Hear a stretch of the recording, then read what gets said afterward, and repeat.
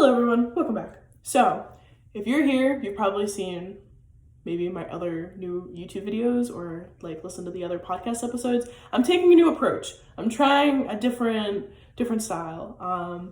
I'm not a big fan of the way that I've been doing a lot of my YouTube videos and my podcast episodes recently, so we're taking a more chill approach to this, and it's gonna be just kind of like a little coffee chat. I got my tea here. I have a bunch of ideas that I want to talk about, and each of these videos / episodes is gonna be like, I don't know, maybe like 10 minutes long tops. But yeah, in today's video, we're talking about leadership, managing, micromanaging, all of that stuff. So the reason that I'm making this is because I've worked with a lot of clients in the past, like 6 to 9 months. Not on the coaching side, more on like the done for you service side. This is more like what I'm talking about, less coaching, more done for you service stuff. So like social media management, like editing videos for people, managing like all the platforms, doing all the captions, the hashtags, all that sort of stuff. Which is like my high ticket services, like super upcharged for all that stuff. But again, the point of me making this video is because when working with a lot of those clients, one thing that I've noticed is you kind of know going into a partnership with someone, because that's all that, freelancer or business owner and client relationship is it's a partnership, because you both equally have to participate in making the service work. And the thing I've noticed is there's a lot of people who love to micromanage their freelancers, or whoever they're hiring out for the service. So contractors, and I mean even employees. Like if you work a 9-to-5 job and you're watching this video, then you probably know about this all too well. But I really want to talk about dealing with that, because back in November, I had worked with a woman, and it was very micromanagey. I should have known going into it that it was not going to be a successful partnership, just because of the way that communication had happened before. But at the time, I was not in the best mental state. I was basically desperate for taking clients at the time. And as everyone knows, when you resort to desperation, you end up attracting very negative energy. So that's exactly what happened. I attracted this woman, and I went into it thinking, okay, this might be a long-term thing. Like, I'm just going to provide the best services possible for her. And it turned out she wouldn't really take no for an answer. She loved to watch over my shoulder 24/7, check in on things. Like if something didn't get posted like down to the T, she was like up my butt about it.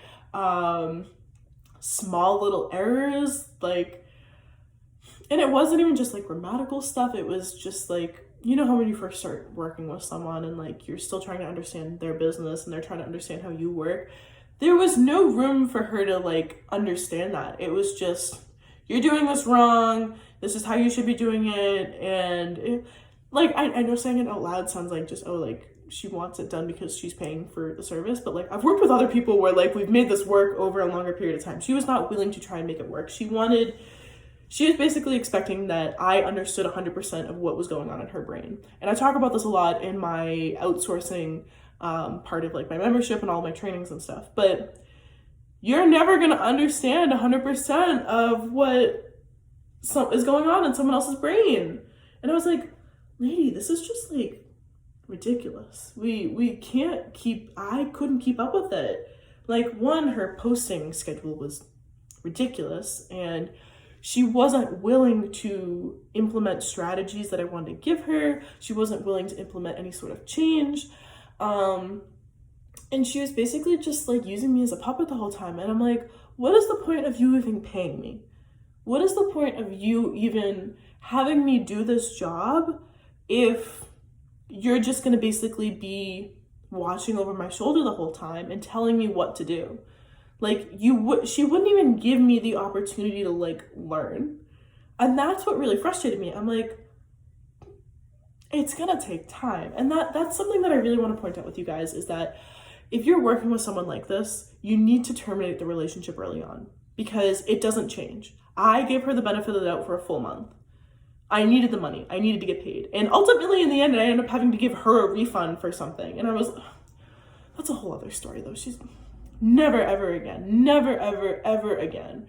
Anyone who is that nitpicky and micromanagey from the very beginning, doesn't have clear communication on what they want done, doesn't have like SOPs, standard operating procedures, listed out for how they normally do things, I'm sorry, but they are going to be a nightmare client. They're going to be someone you do not want to work with. So, yeah, it was terrible. It was draining. It was mentally, physically, emotionally exhausting. And I had never dealt with that with a client before. Like, I never had to deal with that. I've always dealt with like a little bit of like, constructive criticism. And that's one thing. Constructive criticism is great, because especially if you're new to running a business and like working with clients, then, you don't really know 100% what you're doing. And like, you make errors every once in a while, and there's better ways that you could have handled situations. Constructive criticism is awesome, and I love it. You need a strong spine for some of the stuff, but that's different from micromanaging. And I want you guys to understand the clear line. And if you're going to hire out someone to help you with your services, so if you're growing and scaling your business and you're looking to outsourcing, never, ever, ever micromanage someone. Never. Okay? What you want to do is understand their strengths. You really want to learn about the person you're hiring before. And it shouldn't just be like, oh, I found this person on the internet, I'm going to hire them for a job. It should never be like that, because you want to retain more than you want to constantly be hiring. And the reason for that is because if you're constantly rehiring people, and I think that's what this woman was doing, is she was like cycling through social media managers like crazy. That was also another red flag. I should have known that from looking at the back end of her stuff. But I digress. Yeah, you should focus on trying to retain the people that you already have, because these people that you're looking at, they probably have the skill set. It's just they don't know how your business operates. They don't know how your brain operates. They don't know what you're 100% looking for. They have an idea of the skill set that they can provide for you and the services, but they don't know like the nitty-gritty details that are gonna change everything for them, if that makes any sense. Like they're not inside your business ecosystem. They're not inside of like how your business operates. So you need to bring them in and show them that. And it takes a while to do. It doesn't happen overnight. And anyone that expects that is going to be a nightmare to work with. So if you're looking to hire people for help, do not micromanage them. Train them. Train them. Because once you finish training them, then you'll probably have them on retainer for a long time. And they might even turn into full-time employees if you grow and scale big enough. But yeah, do not micromanage. Do not micromanage. Because then it also just looks bad on you. When you go to hire again, if you go to hire again and, someone sees like your posting pop up or whatever, like, or you get like, I don't know, however the network works, and like somebody says something to someone else and you get a bad rap for yourself. Like, word travels pretty quick in business. Because I always like to, like, you kind of look at it like LinkedIn, like you're always like 2 to 3 connections away from someone else. So somebody's gonna find you and spread the word that you're a nightmare to work with. So don't be a nightmare to work with. Take your time hiring someone. Take your time trying to figure out how to outsource the work. I understand that a lot of projects need to get done at a rapid rate, and that's different. Like hiring someone out to do like a quick graphic design on something for like a lead magnet or part of like an ebook that you're making, whatever that might be, like proofreading and like editing.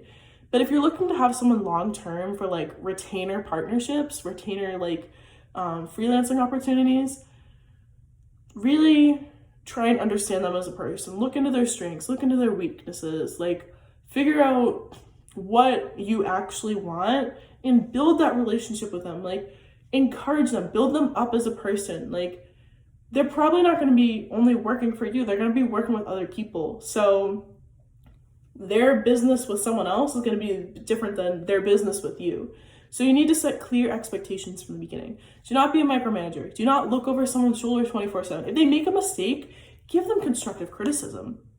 I'm not saying don't do that, but I am saying don't degrade them as a human being because, you know, they made a spelling error here and there, or if they don't understand where to find a certain document, even though, you know, it might be clearly labeled to you, they might not be able to find it. So yeah, I don't know. I hope that helps.